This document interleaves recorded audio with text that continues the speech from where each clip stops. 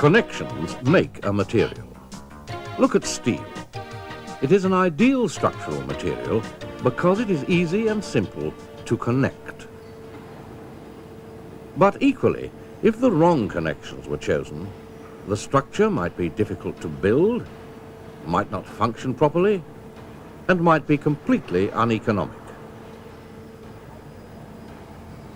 Standard components, such as steel plates, universal beams, channels, angles, and hollow sections, all need connections to turn them into efficient structures.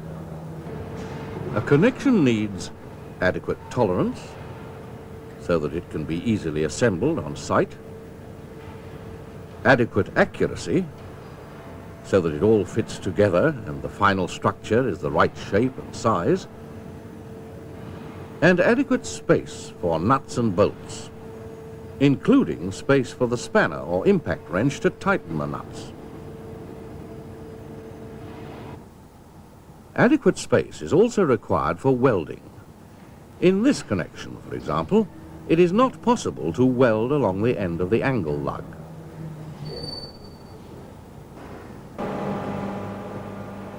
It is important to distinguish between work which can be done on site and work which can be done in a fabrication shop. In a fabrication shop, there are large automatic welding machines available. It is possible to move large pieces, turn them over, and weld downhand.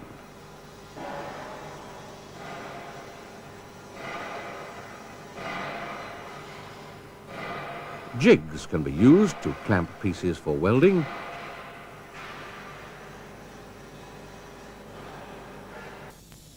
and there are testing and inspection facilities on hand. In contrast, on a site, connections may have to be fixed far above ground.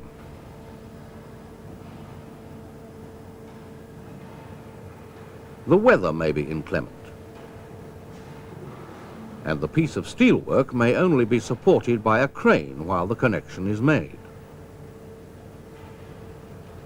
So, in general, we can say, connections on site should be bolted,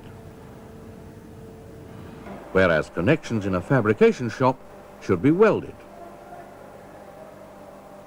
Now, what about transport?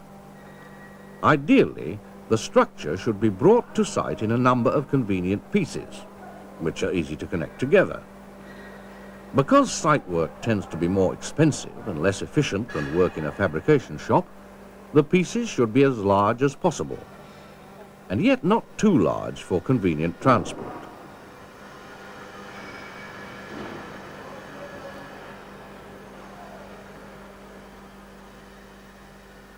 Transport limits are generally governed by size rather than weight, but remember that the piece has to be offloaded and often stored on site before being erected. Ideally, the choice of connections should allow separate pieces to stack conveniently and efficiently while being transported to site and stockpiled. Connections should also be designed to minimize damage from mishandling. In other words, cleats and plates which stick out from the member should be avoided as far as possible. A connection must transfer load right the way through the connection. In this bolted tension connection, the tensile load must pass from one member through the weld to the end, through the weld, through the bolts, through the weld, to the other end, and through the weld into the other member. There must be a continuous load path through the connection. A single weak link in the load path will cause failure. However, sometimes it is desirable to limit the magnitude or type of load transmitted by a connection. This can be achieved through the choice of connection. In this example, let's suppose that the connection to the base is relatively rigid. When a load is applied, a moment, as well as the horizontal and vertical forces, will be transmitted to the base. This leads to high peak bearing pressures, which would be undesirable if the ground conditions were poor. It would lead to failure or necessitate a large and more expensive foundation. But in this example, the connection at the base can accommodate a high degree of rotation. This significantly reduces the magnitude of the moment and produces almost uniform bearing pressures, which are less than the high peak bearing pressures obtained when the base column connection was relatively rigid. Similarly, a beam column connection can be designed so that when a load is applied to the beam transmits a moment into the column as well as the vertical load. Alternatively, the beam column connection can be designed so that the beam transmits only a vertical load to the columns. The cost of erected steelwork can be broken down into the following elements: material, fabrication, protective treatment, transport, erection. Typically, the proportion of the total cost might be material, 25%, fabrication, 30%, protective treatment, 20%, transport, 10%, erection, 15%. But these figures may vary tremendously from one type of steelwork to another. Poor connection design can easily double the cost of fabrication, transport, and erection. It can affect the quantity of material and thus the cost of protective treatment. So good connection design is vitally important in the production of economic steelwork. Let's summarize. We've said that connections enable steelwork to be used to its full potential. To do this, connections must carry the load required. They should distribute the load where desired. They should be easy to fabricate. They should divide the structure into sections which are easy to transport and which are easy to assemble. If these conditions are achieved, the connections will be cost-effective, and they are likely to have more effect on the cost of the structure than a refinement in member design leading to a small saving in material.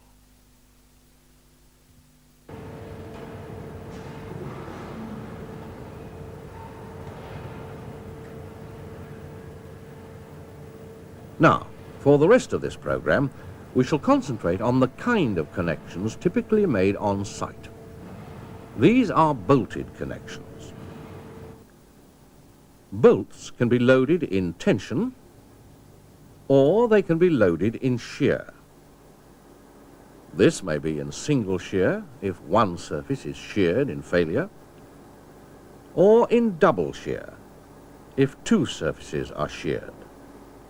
Treble or quadruple shear are possible, but are seldom used in practice.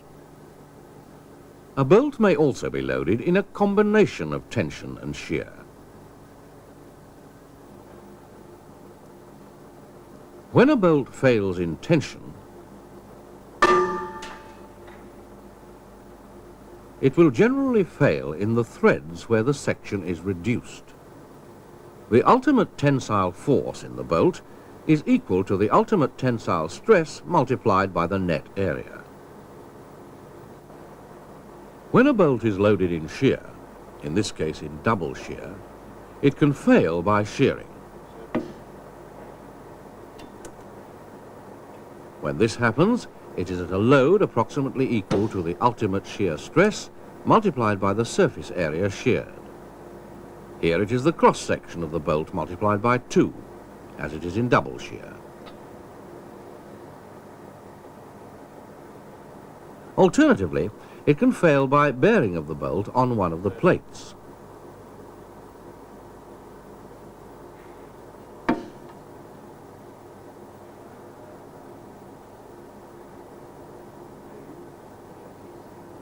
Failure occurs at a load approximately equal to the bearing stress multiplied by the thickness of the plate multiplied by the diameter of the bolt.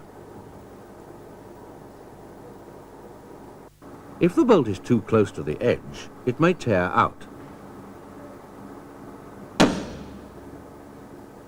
At a load approximately equal to the ultimate shear stress multiplied by the area sheared.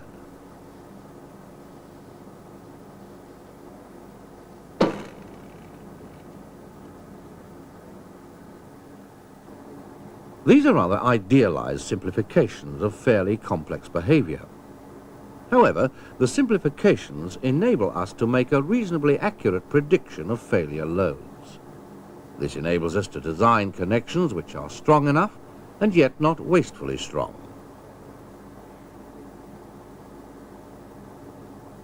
In a typical connection, there is likely to be a variation in the load between one bolt and another. Conventional elastic theory indicates that the load in a bolt is proportional to the movement. Hence, when this simulated connection is loaded vertically and symmetrically, the displacement, and hence the load, is the same in each bolt.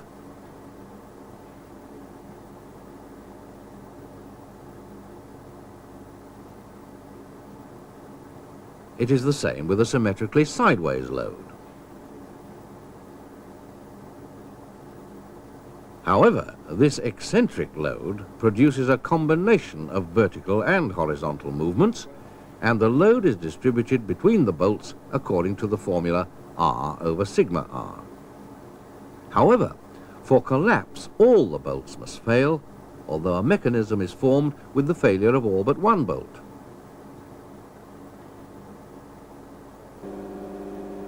In this eccentric lap connection, the connection twists as the plates try to straighten out.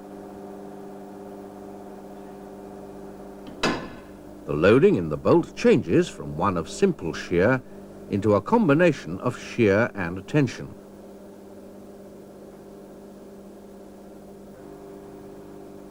Because of prying action, the load in a bolt can even be higher than the load on the connection.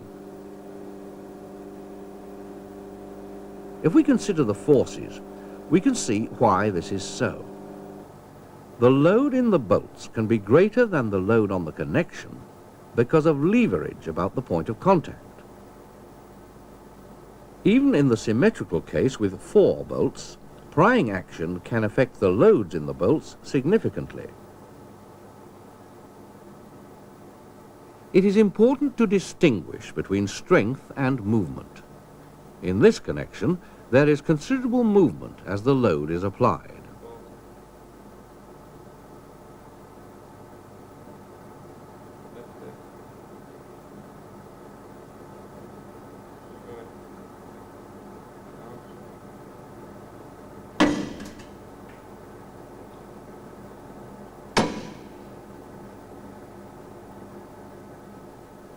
If greater strength is required, we could use more bolts, or larger bolts, or thicker plates. However, if less movement is required, then we could use close tolerance bolts or high-strength friction grip bolts. Alternatively, we could change the design of our connection.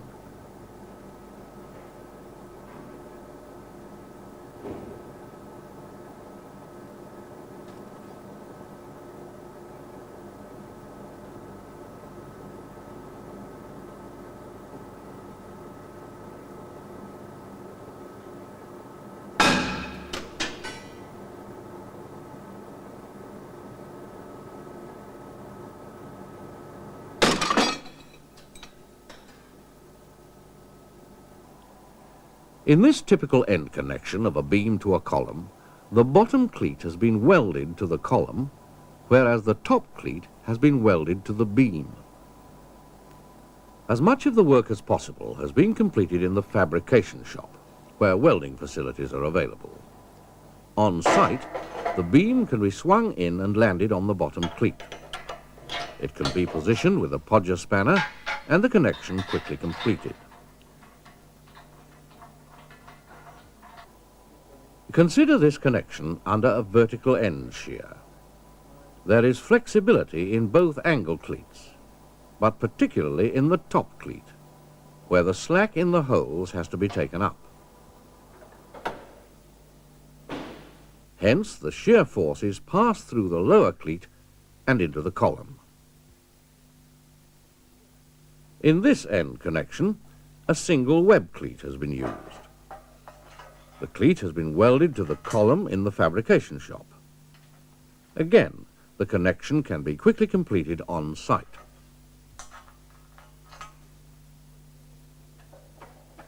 Under the action of a vertical end shear force, there is considerable vertical movement until the slack is taken up in the bolt holes. The shear force is taken via the bolts into the shear cleat and through the weld into the column. Now, consider the same connections under the action of a bending moment. This connection produces little resistance to small rotations, as there is tolerance in the holes to be taken up in the bottom cleat. Even then, the angle cleats themselves are not very stiff. Note how the load path goes through the angle cleats.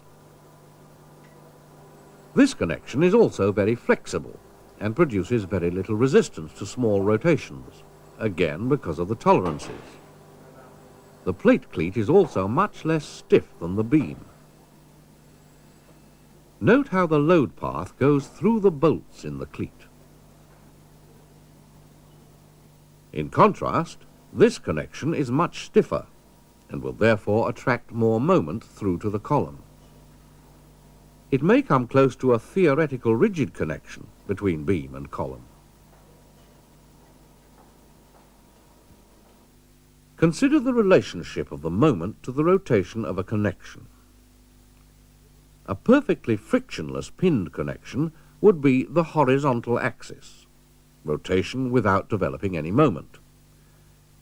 On the other hand, an absolutely rigid connection would be the vertical axis, no relative rotation between the beam and the column. But these are only theoretical possibilities. This connection is not frictionlessly pinned. And nor is this one. Nor is this one absolutely rigid. But for acceptably small amounts of rotation, it is reasonable to consider connections as being either pinned or rigid. The typical beam-column connection has, of course, to take a combination of both vertical shear force and an end moment. If desired, the size of the end moment can be kept very small by allowing the connection relative freedom to rotate. So, if the beam-to-column connections are like this, or like this, in this structure, only a very small moment is transmitted through the connections and into the column, and the bending moment is like this.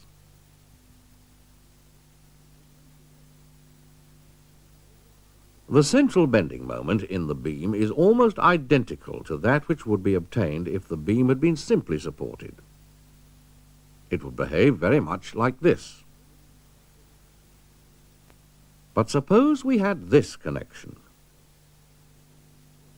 Then the bending moment would be like this.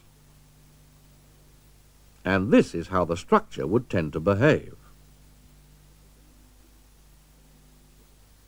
But suppose the beam is very much stiffer than the column.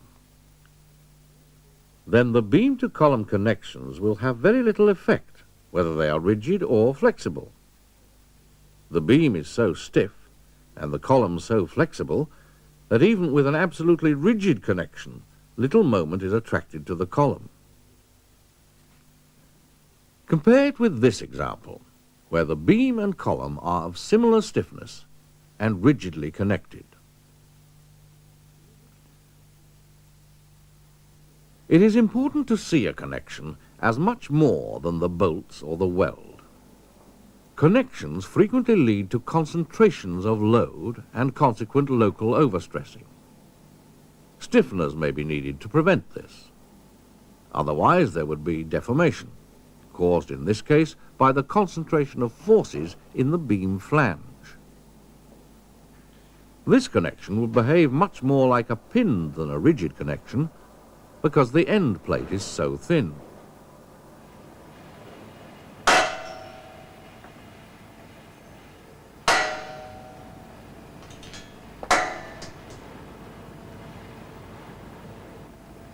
So, the design of connections is vitally important. Connections will often determine the overall economics and practicality of the structure. The behavior of the connection under load will determine the behavior of the structure. Any weakness in the connection will be the weakness of the structure.